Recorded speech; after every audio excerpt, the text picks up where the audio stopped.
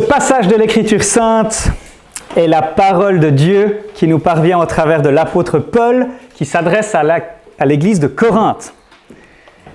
Ce texte a été écrit aux Corinthiens par l'apôtre Paul. Et dans la providence de Dieu, ce texte a été écrit pour nous, aujourd'hui. Ce texte n'a pas été écrit à nous, nous ne sommes pas les destinataires premiers de ce texte, mais aux Corinthiens, c'est eux les destinataires premiers. Ce texte a été écrit aux Corinthiens, mais ce texte a été écrit pour nous, car Dieu a voulu que ce texte fasse partie de la parole de Dieu qui nous a été transmise dans le canon de l'Écriture. Et c'est au travers de ce texte, au travers de sa parole, Dieu désire nous révéler sa gloire et diriger son Église. Il désire révéler sa gloire à son Église, à vous et moi ce matin. Au travers de ce texte, Dieu veut nous révéler sa gloire, son merveilleux plan pour vous et moi.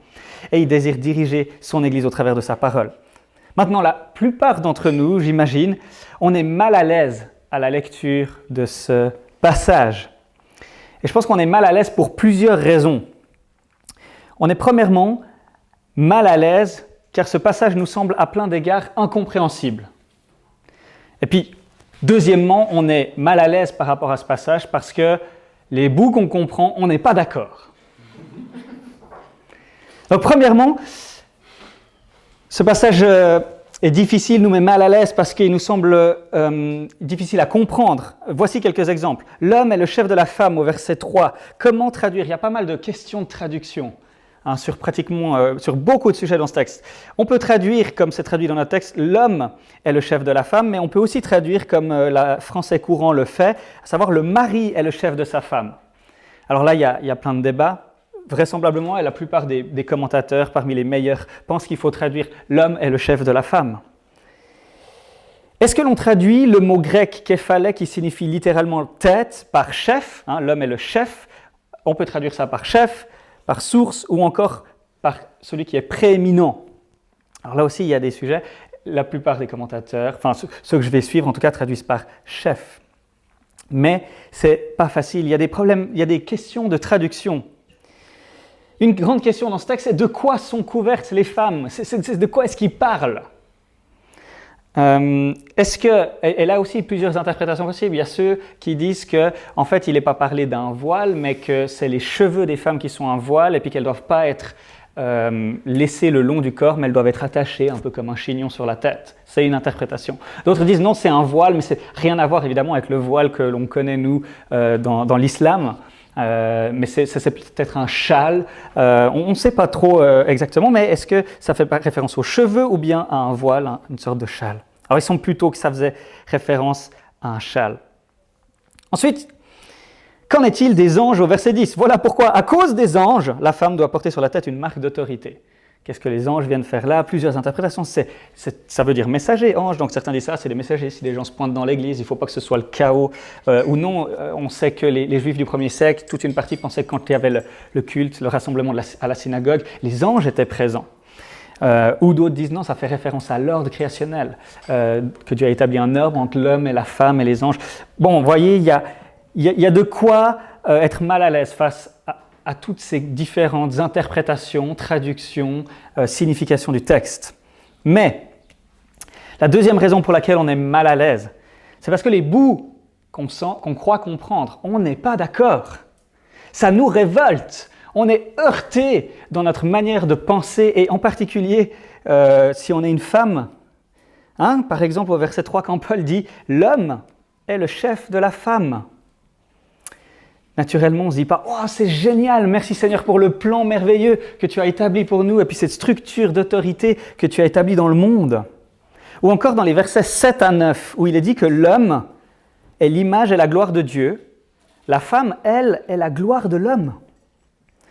En effet, ce n'est pas l'homme qui a été tiré de la femme, mais la femme de l'homme. Et ce n'est pas l'homme qui a été créé à cause de la femme, mais la femme à cause de l'homme. Alors, on n'est pas à l'aise, on n'aime pas trop.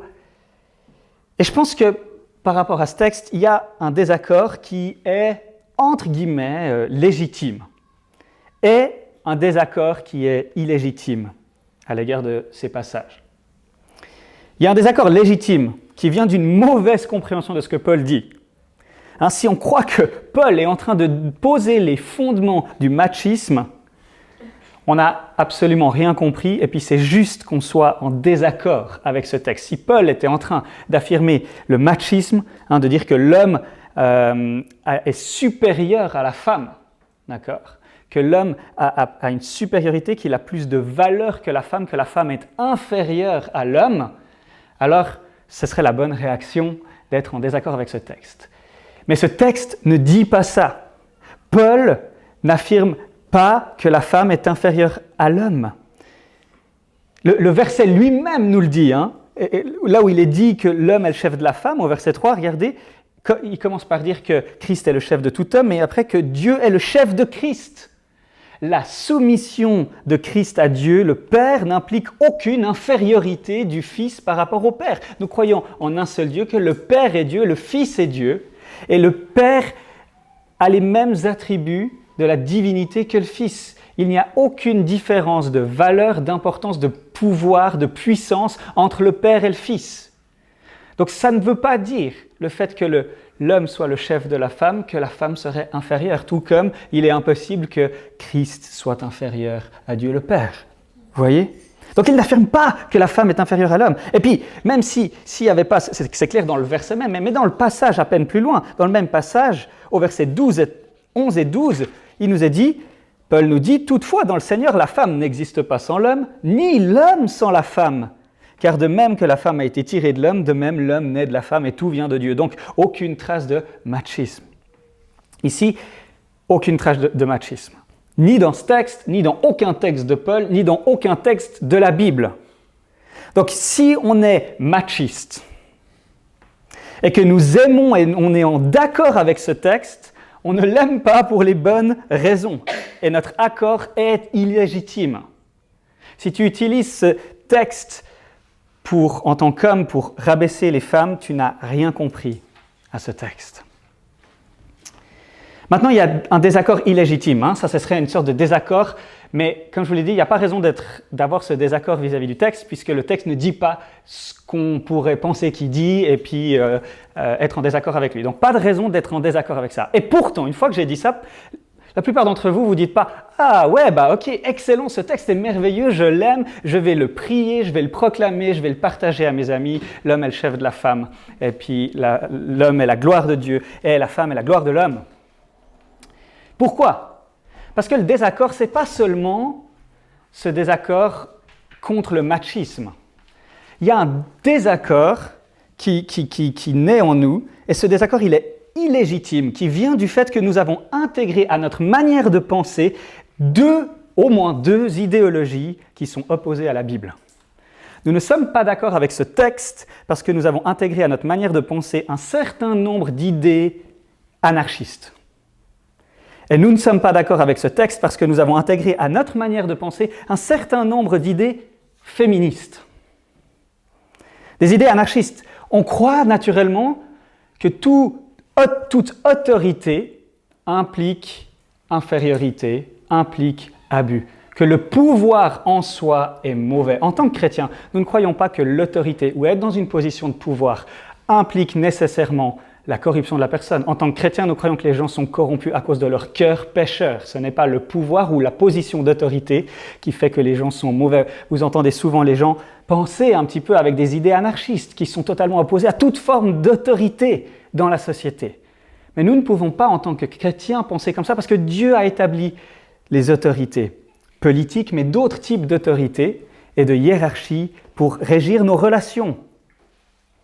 Donc, cette idée de l'anarchisme est totalement faux. Par exemple, naturellement aussi, on pense avec des idées anarchistes. On se dit, tous les patrons, c'est des chefs sur leurs employés, ils abusent de leurs employés pour s'enrichir. On pense naturellement comme ça, mais ce n'est pas le cas. Il y a des patrons qui n'abusent pas de leurs employés et qui servent et glorifient Dieu en étant des bons patrons qui glorifient Dieu dans leur travail. L'autorité en soi n'implique pas infériorité de ceux qui sont sous cette autorité ou de toute façon qui conduirait à quelque chose de mauvais. Donc, on n'est pas d'accord avec ce texte parce qu'on est quand même influencé par ces idées anarchistes. Et on n'est pas d'accord avec ce texte parce qu'on a intégré à notre manière de penser un certain nombre d'idées féministes. Cette idée que la femme... Alors il y a plusieurs idées dans le féminisme, c'est varié, mais cette idée qu'il ne doit y avoir aucune différence entre homme et femme. Et cette idée-là qu'il y a une sorte d'autorité qui est donnée à l'homme est totalement contraire à ce qu'on entend dans le féminisme, qui nous dit non, il n'y a absolument aucune différence entre homme et femme, que le donné physique n'a aucune influence sur nos rôles, nos fonctions, et nos attitudes et nos relations les uns avec les autres. Cette idée du féminisme qui dit non mais tu es totalement libre de te définir par toi-même, le donné physique ne te détermine absolument pas, tu es totalement libre de déterminer la manière dont tu veux vivre ton existence.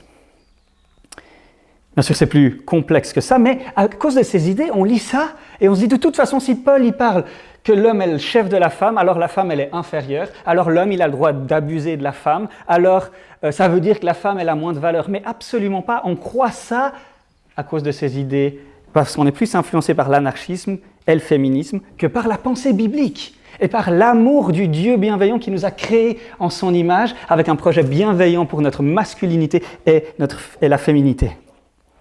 Alors, lire ce texte en étant plus influencé par des idées qui proviennent du féminisme et de l'anarchisme que par des idées qui proviennent du plan bienveillant du Créateur pour l'homme et la femme, c'est comme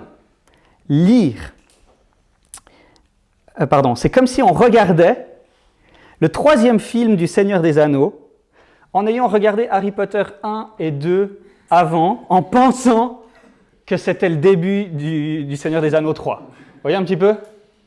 Lire ce texte avec des présupposés, des idées du féminisme et de l'anarchisme, c'est au lieu des idées de Dieu et puis d'une théologie biblique de la sexualité et du projet bienveillant de Dieu, c'est comme si tu regardes le Seigneur des Anneaux 3, mais en ayant regardé Harry Potter 1 et 2, en pensant que c'était le début de l'histoire. Alors qu'est-ce que ça va donner ? Je ne sais pas, j'essaie de me dire, mais qu'est-ce que ça peut donner ? Imagine, tu dis, purée, mais c'est quoi cette histoire ? On est où ? Puis après tu dis, non mais il y a quand même des liens, regarde, mais Harry Potter peut-être qu'il s'appelle Gandalf maintenant. Et puis les nains, c'est quoi ces nains là dans le Seigneur des Anneaux ? C'est peut-être les elfes dans Harry Potter. Mais bon, il y a quand même des problèmes, parce que tu dis, bon, c'est peut-être les elfes, mais après coup, tu dis, mince, dans les deux, il y a des elfes. Dans Harry Potter, il y a des elfes, mais ils sont hyper moches et hyper petits, puis dans le Seigneur des Anneaux, ils sont hyper beaux et hyper grands. Alors tu dis, il y a quand même des choses qui ne collent pas, mais tu vas quand même essayer de mettre les choses ensemble, ou bien dire, bon, voilà. Donc on va pouvoir faire des liens, mais bon, ça va être compliqué. Pour comprendre le texte que nous avons sous les yeux, nous devons comprendre le merveilleux plan de Dieu pour l'homme et la femme. Et c'est ce qu'on va faire. Je vais faire un certain nombre de prédications sur ce texte pour que quand on lit ce texte, j'espère qu'à la fin de un certain nombre de prédications, on verra combien, j'espère qu'on pourra accepter avec joie les paroles de ce texte. Notre objectif, c'est que la lecture de ce texte nous conduise à glorifier Dieu. Qu'on puisse même se baser sur le verset 3, quand il dit que l'homme est le chef de la femme, et puis qu'on puisse glorifier Dieu à partir de ce verset. Qu'on puisse, à partir de ce passage de Paul qui dit que l'homme est l'image et la gloire de Dieu, la femme, elle, est la gloire de l'homme. En effet, ce n'est pas l'homme qui a été tiré de la femme, mais la femme de l'homme, et ce n'est pas l'homme qui a été créé à cause de la femme, mais la femme à cause de l'homme. Qu'en lisant ça, ça puisse éveiller en nous un amour renouvelé pour Dieu, qu'on le glorifie, qu'on le remercie pour la différenciation sexuelle et la sagesse bienveillante de son plan pour l'homme et la femme. Qu'à la lecture de ce texte, on se réjouisse d'être créé en image de Dieu, mais aussi d'être créé homme et femme. Que c'est ça notre objectif au travers de ce temps. Donc, mais ce qu'on va faire, c'est qu'on va revenir en arrière. On va aller regarder le Seigneur des Anneaux 1 et 2 pour comprendre qu'est-ce qui se passe dans ce texte. On va essayer de construire une vision théologique de la masculinité et de la féminité. Et on va faire ça à partir de Genèse 1 et 2. Alors, il y a plein de choses là, vous êtes frustrés parce que j'ai soulevé plein de problèmes dans ce texte que je n'ai pas expliqué. Je vous donne un petit avant-goût de là où je pense qu'on va aller. Dans ce texte, Paul donne des principes qui sont clairs, qui sont immuables, qu'on va toujours garder sur la masculinité et la féminité. Maintenant, je crois que le problème qui se passait là-bas, c'est que dans la culture de l'époque de Paul, les femmes, et on ne sait pas exactement les détails de pourquoi, mais les femmes avait quelque chose sur la tête qui marquait la différenciation sexuelle, qui indiquait que cette femme était une femme.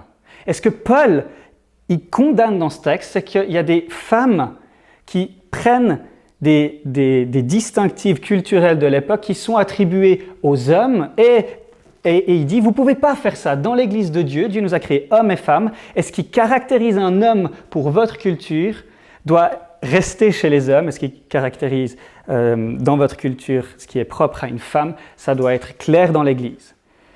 Et c'est pour ça que dans notre Église, les femmes ne mettent pas quelque chose sur la tête, parce qu'on croit que c'était dans le contexte de Paul que ça signifiait qu'elles se reconnaissaient dans leur féminité et que vis-à-vis de l'homme, elles reconnaissaient l'autorité de l'homme sur elles en tant que femme vis-à-vis de leur mari. Mais dans notre culture, ça n'aurait aucun sens de se mettre un chapeau. Un chapeau, à la limite, ça peut vouloir dire 1 million de choses. Par contre, il y a des éléments dans notre culture qu'on peut reprendre et puis qu'on doit maintenir pour maintenir la différenciation sexuelle. Mais on verra ça dans les détails dans d'autres prédications, mais voyez un petit peu que je vous donne un espèce d'avant-goût. Donc Paul, là, certains commentateurs disent que le point de Paul, c'est vraiment cette différenciation des sexes, et puis que dans le culte qui est, on est un avant-goût de la nouvelle création, eh bien on doit manifester la beauté de l'ordre créé de Dieu, et on ne doit pas flouter les distinctions que Dieu a clairement établies dans la création. Et une de ces distinctions, c'est celle entre l'homme et la femme. Ok ? Donc, maintenant, on va essayer de construire une vision théologique de la masculinité et de la féminité à partir de Genèse 1 et 2. On va essayer de tirer des principes afin de mieux comprendre ce texte de Paul, et puis on reviendra aussi un petit peu à ce texte de Paul. Genèse 1. Dans Genèse 1, vous savez que la création... Non, pardon. Le récit de... Il manque un truc là. Le récit de la création, il y a 2 récits de création dans la Bible. On commence en Genèse 1, où Dieu nous a montré comme un ouvrier qui travaille 6 jours et qui se repose le 7e jour, et il va créer le monde en 6 jours et se reposer le 7e jour. Et puis on a un deuxième récit de création, où on voit Dieu qui est plutôt comme un jardinier, qui va planter un jardin, puis qui va créer l'homme à partir de la terre de ce jardin, et puis qu'à partir de l'homme, il va créer la femme. D'accord ? On a 2 récits. Genèse 1, 6 jours, création 6 jours, et puis Genèse 2, plutôt dans le jardin. Et à partir de ces 2 textes, on apprend des choses par rapport à l'être humain, et on va regarder ces textes en essayant de tirer des choses qui vont nous aider à comprendre, à mieux avoir une théologie de la distinction entre hommes et femmes. Alors, Genèse 1, 26 à 29. « Puis Dieu dit, faisons l'homme à notre image, à notre ressemblance. » Donc jusque-là, Dieu a créé, on est dans le 6e jour, il vient de créer les mammifères, et tout d'un coup, Dieu s'arrête dans le texte, puis Dieu dit. C'est comme s'il se parle à lui-même, et le texte indique qu'il y a quelque chose de très particulier qui se passe. Donc on est dans Genèse 1, 26. « Faisons l'homme à notre image, à notre ressemblance, qu'il domine sur les poissons de la mer, sur les oiseaux du ciel, sur le bétail, sur toute la terre, et sur tous les reptiles qui rampent sur la terre. » Verset 27, « Dieu créa l'homme à son image, il le créa à l'image de Dieu, il créa l'homme et la femme. » Et ensuite, Dieu va les bénir, il va leur donner la mission de remplir la terre, de la soumettre, de dominer. Et c'est en gros ce qu'on appelle le mandat culturel. Donc, quelles leçons tirer de ce passage ? Premièrement, la possession commune de la dignité humaine. Adam et Ève, l'homme et la femme, sont créés également en image de Dieu. Peu importe qu'on soit un homme ou une femme, la première vérité concernant notre être, c'est qu'on est des êtres humains créés en l'image de Dieu. D'accord ? Et la femme comme l'homme sont ensemble créés en image de Dieu, et puis les deux reçoivent la mission de soumettre la terre, les deux reçoivent la tâche culturelle. Il n'y a pas de différence là entre l'homme et la femme, et il les bénit les deux, et aux deux il donne cette vocation. D'accord ? Maintenant, ce qui est intéressant, c'est que concernant cette image de Dieu, la seule caractéristique qui soit mentionnée en dehors qu'il est image de Dieu, l'être humain, c'est qu'il est homme et femme. Et ce texte directement, vous voyez, c'est le premier truc, pratiquement qui nous est dit sur cet homme, cela veut dire que la distinction entre homme et femme est importante pour Dieu. Elle est vraiment importante pour Dieu. Donc le sexe, la sexualité, la différenciation sexuelle est très importante pour Dieu. Maintenant, l'accent sur la co-humanité relativise la différenciation comme telle. D'accord ? L'idée, c'est que la vérité première sur nous en tant qu'êtres humains, c'est qu'on est des êtres humains créés en l'image de Dieu. Et le fait d'être homme ou femme, c'est une vérité seconde qui vient en deuxième, qui qualifie. Donc il faut toujours penser en tant qu'être humain, entre guillemets, premièrement, on est des êtres humains, égaux en dignité, en valeur et en accès auprès du Père.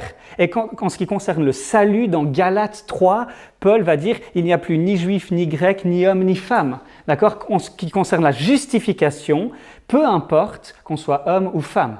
Maintenant, ça ne veut pas dire dans ce passage qu'il enlève la distinction entre hommes et femmes, mais c'est que concernant le salut, concernant l'accès à Dieu, ça ne joue aucun rôle.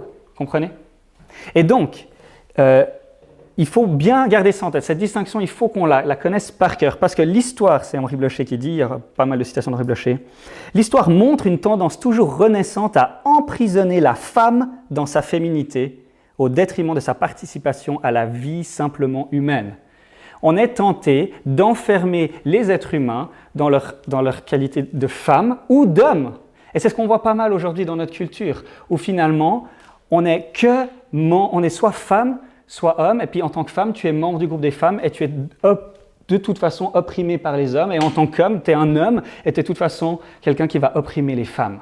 C'est toute une idée qu'on a dans notre société. On ne doit pas réduire les gens à leur sexe. Maintenant, on doit affirmer les deux. Nous sommes tous des êtres humains et on est créés hommes et femmes, et Dieu aime cette distinction entre l'homme et la femme. Genèse 2, 18. Ça, c'était pour le premier passage, on a relevé 2 éléments. C'est ces 2 principes qu'on va garder tout le long en tête. Genèse 2, 18. Le Seigneur Dieu dit, « Il n'est pas bon que l'homme soit seul. Je vais lui faire une aide qui sera son vis-à-vis. » Dieu crée l'homme et il nous dit que ce n'est pas bon que l'homme soit seul. Adam, il est seul dans ce jardin. Et la solitude contredit la vocation de l'humanité. D'accord ? La vie humaine n'atteint sa plénitude que communautaire. Nul n'est une île et chacun doit se découvrir le prochain de son prochain. On n'a pas été créé pour être seul dans la solitude, on a été créé pour être en communauté. Et c'est pour ça que Dieu dit, il n'est pas bon que l'homme soit seul, je vais lui faire une aide qui soit son vis-à-vis. Et même la communauté, elle fonde l'individualité personnelle. D'accord ? La communauté, c'est dans l'autre que je découvre que je suis. D'ailleurs, Adam use du « je » pour la première fois dans la rencontre avec Ève. Donc la communauté, l'être humain n'a pas été créé pour être seul, mais pour être en communauté. Et c'est dans la communauté que l'être humain découvre son individualité personnelle. Alors pourquoi ça ? Il y a une analogie entre cette réalité que nous n'avons pas été créés pour être seuls et qui est Dieu. Dieu n'est pas seul, et donc l'homme non plus. L'unicité du Seigneur n'est pas solitude, puisqu'il est trinitaire. Dieu existe de toute éternité en tant que Père, Fils et Saint-Esprit. Et donc il y aura un reflet dans la création du Dieu trinitaire. L'homme ne doit pas être seul, puisque Dieu n'est pas seul. Donc il y a une analogie certaine entre la non-solitude de Dieu et la structure communautaire de l'humanité. Henri Blocher va même dire que c'est plus que simplement une analogie, c'est même une nécessité. Je vous lis une citation. « Si la vocation de l'homme est d'être avec son Dieu, il convient que l'être avec caractérise déjà son existence terrestre. Autrement, la relation avec Dieu sera comme plaquée sur sa nature, il risquera de s'y perdre au lieu de s'y accomplir. Il n'est pas bon que l'homme soit seul sur la terre, parce qu'il serait mortel qu'il soit seul, sans Dieu parmi les créatures. » Donc, il y a dans cette idée-là une nécessité qu'on soit des êtres en relation, parce que c'est aussi comme ça, par ce biais-là, que l'on sera en relation avec Dieu. Ça nous enseigne que nous ne pouvons pas exister par nous-mêmes et pour nous-mêmes, mais que nous existons pour un autre. Et cet autre, c'est premièrement Dieu, mais on comprend ça dans le fait que je n'existe pas par moi-même, mais pour l'autre qui est créé, et qui est créé femme dans le cas d'Adam. Maintenant, la question qui se pose, c'est, mais Dieu aurait pu créer un autre qui était aussi un homme. Pourquoi la différenciation sexuelle ? Vous voyez l'idée ? C'est pas bon que l'homme soit seul, mais pourquoi est-ce que l'autre doit forcément être différencié sexuellement ? Et la réponse que Henri Blocher donne, c'est parce que cela rend nécessaire d'aller vers l'autre. Le fait qu'il y ait une différenciation sexuelle rend nécessaire pour la survie de l'humanité que l'homme s'attache à sa femme et que la femme s'attache à l'homme. Voyez ? C'est pas juste, ça rend cela nécessaire.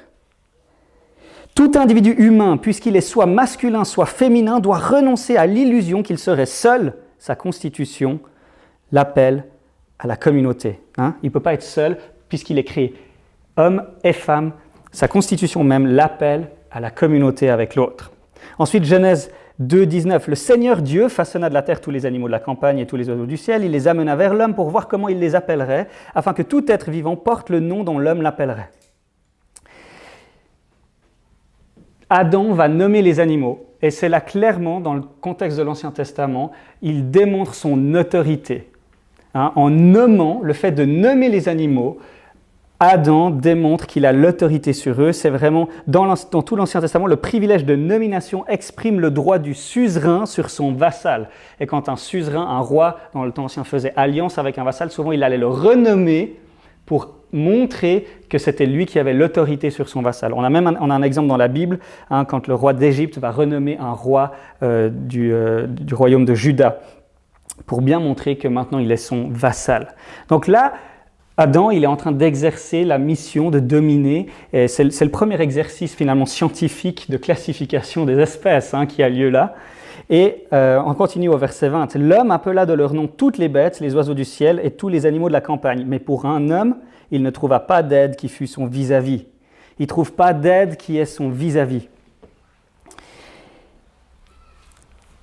C'est comme si Dieu aussi, par ce petit jeu de nommer les animaux, il veut que Adam se rende compte qu'en fait, il est seul.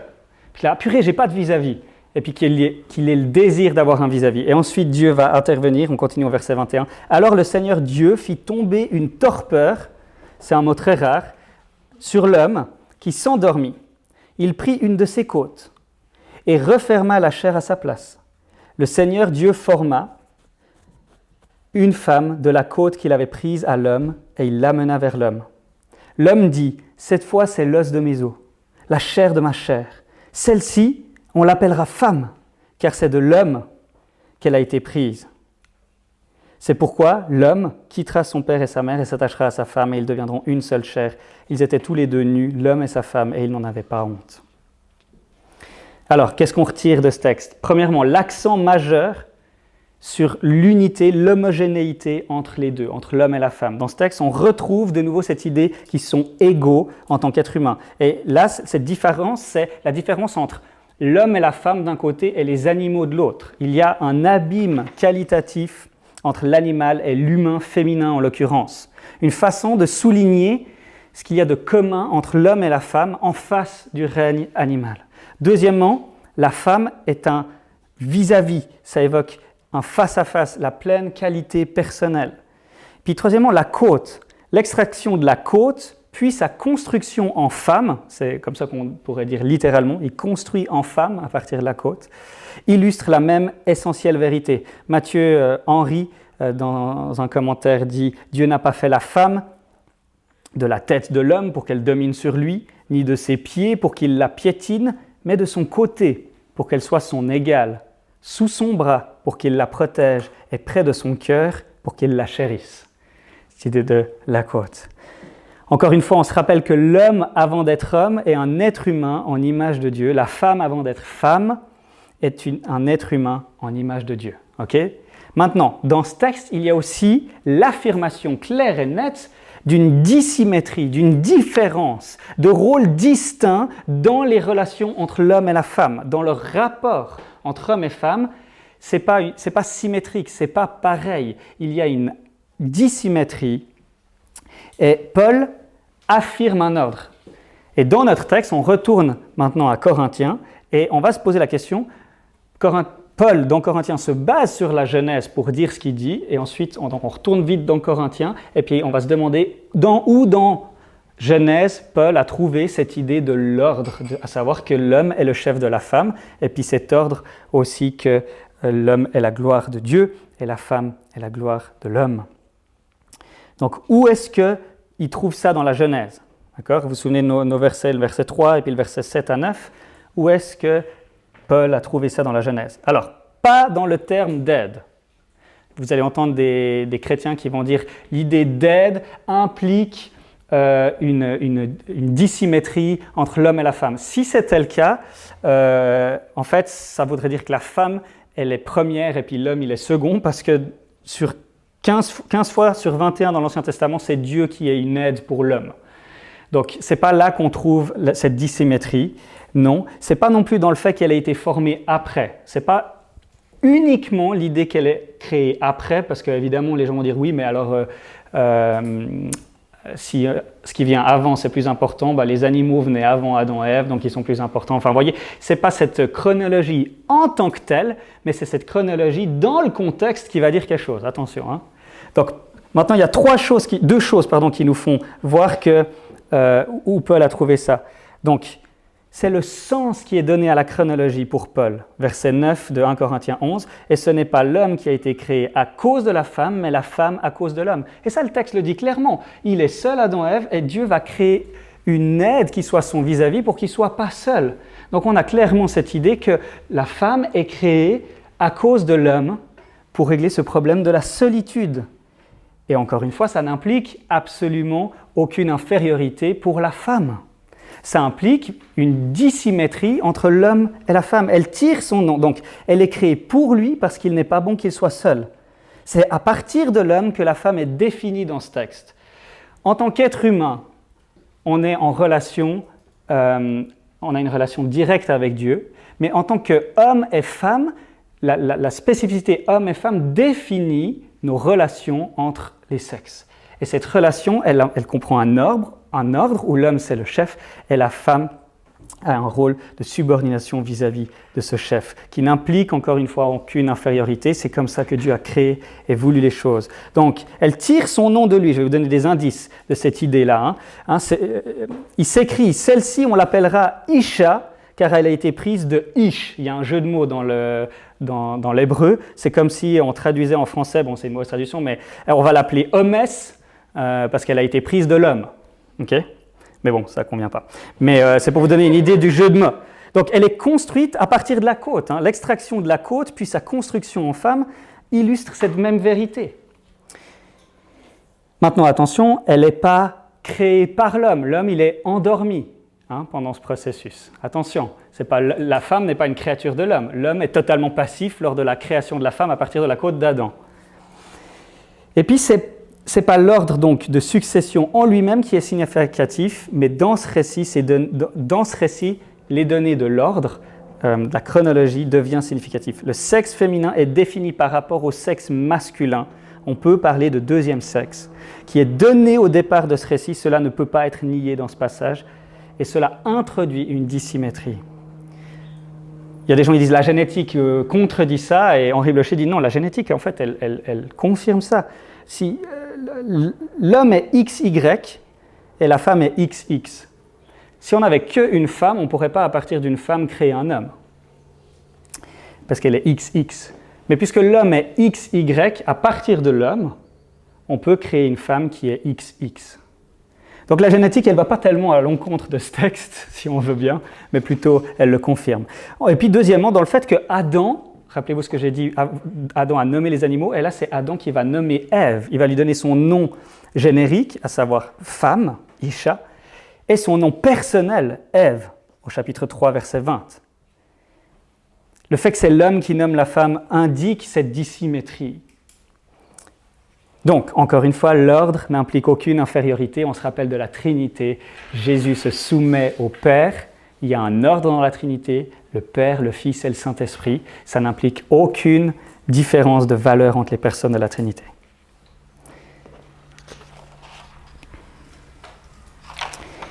Maintenant, on va essayer de tirer des conclusions théologiques pour essayer de... j'espère que j'ai été assez émerveillé dans mon étude de voir en fait à quel point c'est excellent, cette distinction, cette dissymétrie entre hommes et femmes. Ça m'a vraiment renouvelé. Je n'avais jamais vu ça avant. Et j'espère que ça va nous aider. Et là, encore une fois, on va écouter Henri Blocher, mais accrochez-vous parce qu'il y a des petits passages un peu compliqués. Je vais essayer de les expliquer, mais vous verrez, la grande idée, elle est assez simple. La masculinité et la féminité reflètent Dieu des relations entre Dieu et son peuple. En gros, ce qu'on va voir là, c'est que le masculin, donc on est tous des êtres humains, mais l'être humain masculin représente Dieu dans le monde par ses caractéristiques. Et le féminin représente le peuple de Dieu dans le monde. D'ailleurs, comme on le verra dans l'Ancien Testament et dans le Nouveau Testament, l'Église est toujours au féminin. C'est l'épouse de Christ. Et donc, on a dans la masculinité et la féminité un reflet non seulement de Dieu, et puis du peuple de Dieu dans sa relation à Dieu. Bon, on va essayer de voir ça un petit peu plus dans les détails. Donc, dans la relation, là, et puis je pense que ça explique bien, moi je trouve que ça explique bien le verset 7 de 1 Corinthiens 11, il est l'image et la gloire de Dieu, la femme, elle, est la gloire de l'homme. On va essayer de comprendre ça. Voilà ce qu'Henri Blocher nous dit. Dans la relation des sexes, donc dans la relation entre hommes et femmes, le privilège d'autorité, représentation de Dieu, se trouve du côté masculin. Dans tous les rapports terrestres, l'homme représente Dieu plus évidemment que ne le fait la femme. Dans la transcendance active, la distanciation objective, la domination, le travail, on pourrait donner d'autres exemples. Je ne comprends pas les deux premiers, mais bon. Donc vous avez compris, donc dans la relation des sexes, le masculin est du côté, représente Dieu plus évidemment que ne le fait la femme. Okay? Mais du coup, c'est la femme qui représente le mieux l'humanité dans le rapport avec Dieu vis-à-vis du Seigneur. Sauf exception, donc là il faut noter, dans la Bible, Dieu est tout le temps décrit avec dans un symbolisme masculin. On a très peu, il y a très peu de passages où des attributs féminins sont attribués à Dieu. Il y en a quelques-uns dans Ésaïe, mais de manière majoritaire, Dieu, c'est le guerrier, c'est le berger, c'est le roi, c'est tout des qualités masculines. Ok ? Et ça, c'est très évident, en fait. Bien sûr, en Dieu, il n'y a pas de sexe. Dieu est simple, il n'est pas composé, il n'est pas homme et femme. On ne dit pas ça. Mais dans la Bible, Dieu est toujours... On utilise des symboles masculins pour parler de Dieu. Et puis, on va utiliser un symbolisme féminin pour parler de la communauté à laquelle Dieu va s'allier. La communauté de l'Alliance, elle est représentée comme une vierge, une épouse, selon les textes. Elle est une vierge ou une épouse pour l'Éternel. Dans les Actes à l'Apocalypse, la communauté de l'Alliance, elle est toujours représentée par une femme. Ça suit la ligne de l'Ancien Testament. Dans Galates 4, elle est Sarah, l'Église. Dans l'Apocalypse, c'est l'épouse de l'agneau. Et puis dans 2 Jean, Henri Blocher pense que Kyria, l'élu, c'est la personnification de l'Église. Donc on a ça dans la Bible, où masculin renvoie à Dieu et représente Dieu dans le monde, et féminin renvoie à la création qui est dans la réception de la grâce de Dieu, de ce Dieu qui fait alliance avec ce peuple. Le Créateur, c'est Henri Blocher, le Créateur a bien pensé les avantages respectifs du masculin et du féminin. La balance est moins inégale qu'on croit. Chacun, homme et femme, vit plus aisément une dimension de la part humaine, être en image de Dieu, c'est-à-dire soit le représenter ou lui correspondre. Donc la femme dans sa féminité, elle correspond plus à cette réceptivité. Donc la raison principale qui est donnée dans la Bible par rapport à cette autorité de l'homme sur la femme, c'est pas genre parce que la femme elle est moins compétente, elle a moins de qualité. À plein d'égards, les femmes sont 10 fois plus compétentes, et dans l'Église, à plein d'égards, on rencontre bien plus souvent des femmes chrétiennes bien plus engagées, matures que des hommes. Donc c'est pas de ça qu'on dit.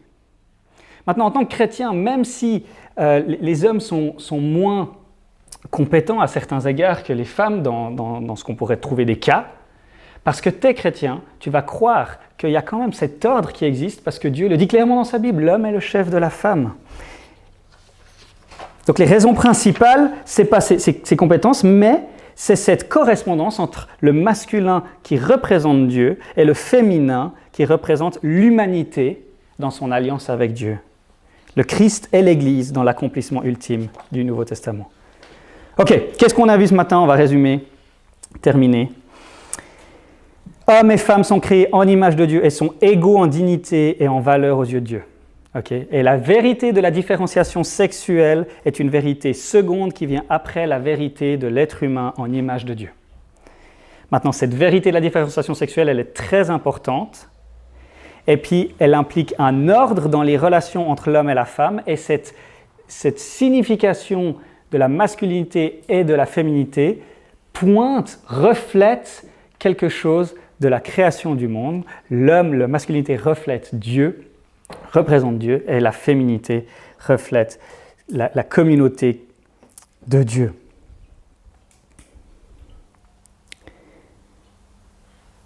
Un autre exemple qui est assez beau, la naissance virginale de Christ. C'est une citation de Henri Blocher qui cite Karl Barth.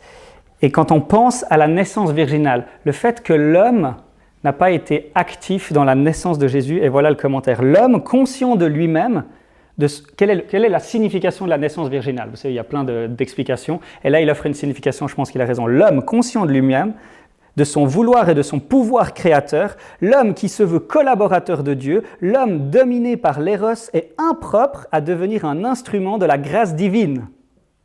Son exclusion, donc l'exclusion de Joseph dans la procréation de Jésus, son exclusion signifie le jugement de Dieu sur les ressources propres de l'humanité.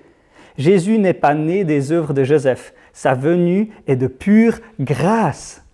La femme symbolise la réceptivité de la foi, et celle-ci n'entre pas en jeu dans le miracle comme une capacité naturelle, mais comme lieu où s'accomplit le miracle du Saint-Esprit dont la mission est de nous rendre capables de recevoir la grâce. Voyez comment c'est excellent ce rapport de la masculinité qui nous pointe vers Dieu et de la féminité qui nous pointe vers cette réceptivité où on reçoit la grâce qui nous est donnée par la foi. Et bien sûr, donc la masculinité nous pointe vers Dieu et la féminité vers le peuple de Dieu. L'homme et la femme existent pour nous pointer vers les vérités de notre besoin de Dieu en tant qu'être humain. J'espère que ces petits éléments nous aide à mieux saisir le fondement théologique derrière la masculinité et la féminité. Et j'espère qu'en tant qu'Église, on arrive à voir et on va continuer à réfléchir, à se dire, OK, le fait que je sois créé homme ou femme, en soi, est un fruit de la volonté bienveillante de Dieu pour moi, et ça me ramène et ça me pointe vers Dieu. Et bien sûr, comprendre cette signification théologique va avoir des implications sur nos relations entre hommes et femmes en tant que chrétiens. Mais on va continuer de toute façon à se plonger un petit peu dans ces thèmes. C'est une pierre à l'édifice pour mieux comprendre 1 Corinthiens 11 et puis on va continuer dans les prochaines prédications. Je vais prier et puis on va s'arrêter. Père Céleste, merci de nous avoir créés en ton image. Merci de nous avoir créés hommes et femmes. Quel privilège! Aide-nous à avoir une vision toujours plus renouvelée et toujours plus juste de ce que ça signifie d'être homme ou d'être femme en ton image.